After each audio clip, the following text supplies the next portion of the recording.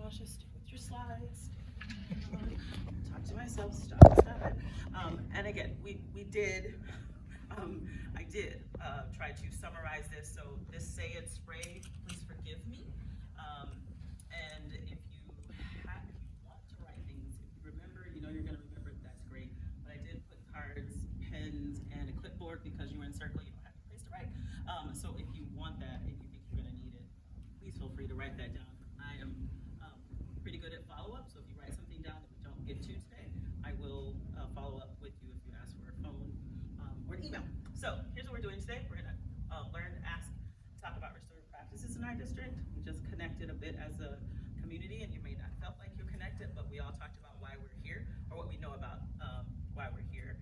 And we're gonna get this summary and then have questions and answers. We do have community agreements while we're here.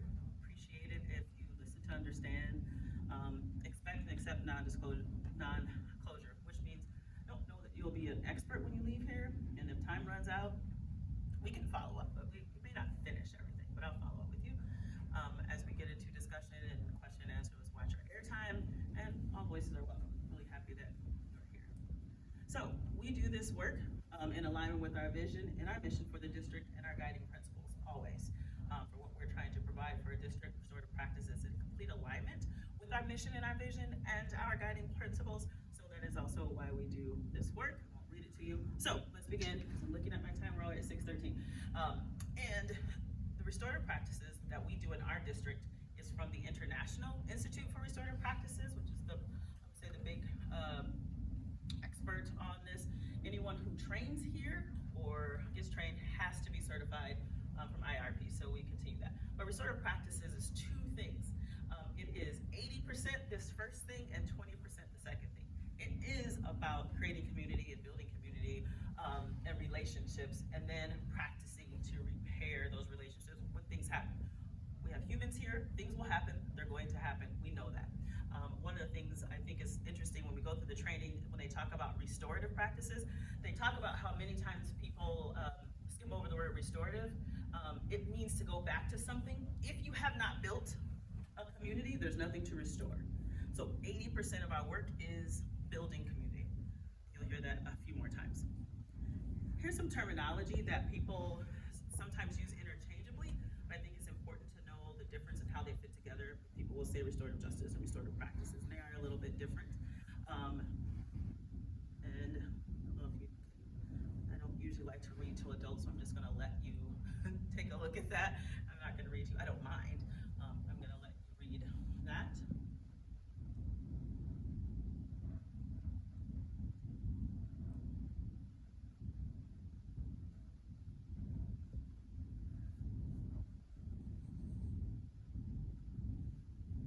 If I have any volunteers, can you tell me what sticks out to you in this definition, or this terminology, with the difference between those?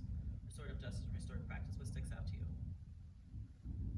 Yes? I guess the difference of it being reactive versus proactive. Which is what you talked about, right? Yes. Yeah. This is a very proactive. What were you gonna say, Ms. Stevenson? Right. So restorative practices is not about, the focus is how we take care of discipline. It is about building those relationships to decrease that, and then doing so when you have to respond to behaviors, incidents, doing so in a restorative way. Keep moving, Tamasha.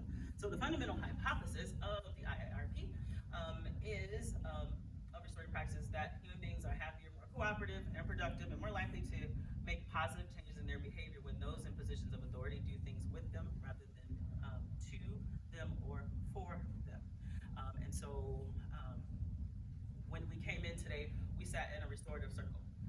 What we did here, trying to or not, I heard every voice in the room, and everybody had an equal voice. Every opinion matters. So as we go along, I'm going to make sure and try to hit on those things that you said, right? And so we're gonna do this. I didn't come in and start talking right away. I heard from you first. So now we're doing things together. So now my presentation can move on. But that is the hypothesis for the work. And this is the aim. It's the 80% to develop community, 20% to manage conflict and tensions by repairing harm and restore relationships, which the second half cannot happen without the first. So You will see this for the chunk of the rest is this restorative practices continuum. And many times as people talk about restorative practices, they're over in this area. But it starts over there with the practice of affective statements. And we'll talk a little bit about. But you'll see that 80% of the time, we should be dealing with building community and being proactive. So as we came in today, the first thing we did was build community by hearing all the voices. Now, if we have more time, I would have some fun with you all. We've done some other things, but we only have an hour, so I only put the first question in circle. And I thought of that question for the circle. It's a great question to hear all the voices that everyone can contribute to. So that is a function and a very targeted question that I asked for circle today. So the first thing on the continuum is affective statements, and I'm going to go quickly through each one of these because this is the part of the process and it's going to go fast. So the first thing is affective statements. When we're being restorative, you're making me angry, for example, is not very restorative. What restorative practices teaches us is that using affective language is better. You can connect with people. So you always use I and the way you're feeling about something that someone did, so that there is not a kind of a back and forth with what happened. Let's just talk first with effective language. It works really well with teenage daughters, and you'll see examples on the bottom. I feel proud when you end. My entire class is on task. That's an affective statement. Marcus, when you tap your pencil, I feel distracted. Much better than knock it off, if I'm being candid, right? And so this is the first part in that continuum, is being able to make affective statements when you're talking to kids, adults, any other person on the planet. So that is the first thing in the informal side. Next thing are the affective questions, which you touched as you turned, went around the circle. Here they are. A lot of times people kind of narrow restorative practices down to the 4 questions, but remember, it is a practice, but it's not the whole enchilada. It is how we respond and questions that we can ask for someone who did something wrong. So I spent quite a bit of time as a principal asking these questions, especially after recess, until it got better, and talking in different situations using these questions. And what I'll tell you is the next day after I went to restorative practices training as a principal, I tell the story all the time, the very next day, I had my card, because you get one of these when you take it, you have questions on both sides. A first grader was brought to my office who had just cheated on a test. First grade, cheated on a math test. The teacher was like, hey, you just cheated on a test, right? Like, okay. He was like, yeah. Teacher walked away. I was like, all right. I'm just gonna try this little thing. I just got this little handy dandy cards. I wanna see if it works, right? Because it's about working. Wasn't exactly the point, but I did. I said, what happened? He was like, I was looking at so-and-so's answers. I was cheating on the test. I was like, what were you thinking about at the time? Just thinking about how she gets it right and I get it wrong all the time. I was like, okay. I was like, all right. So as an educator, the first thing is, I know his why, right? So what am I getting ready to do? Go to the handbook and send you away from school because cheating is a half day of suspension? Or does this kid need help? You're in first grade, right? So then we talked about what you thought about sins. It was a bad choice. Who's impacted by what you've done today? Who's affected? And we can change the language depending on the age of the kid. And you're like, it's a little girl. I'm like, and who else? My teacher, who had to bring me down here? Who are you talking to now? Who do I have to call? What will her parents say? And we talk to the kids about how our actions are never in just the person you think you're talking to. It is a broader impact. So we go through that. What have you thought about sins? And then what do you think you need to do to make things right? And I think this is significant because many times restorative practices gets a bad rap for being some kind of conversation. There's no accountability. But what you have is a significant amount of ownership when you say to the kid, thank you for being honest. What do you think we need to do to make it right?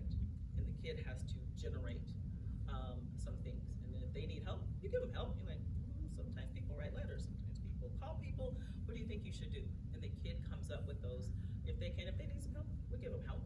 But then the ownership is, this is what I need to do to make it right. On the other hand, there are restorative questions for those that have been harmed.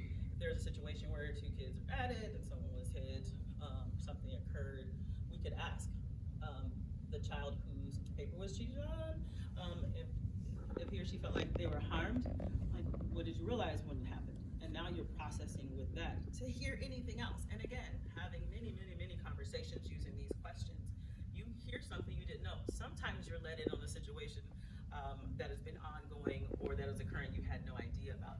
It's just a better way to ask questions because now you're hearing kind of the reason why under what's going on, not just this incident that's on the surface that everybody else saw.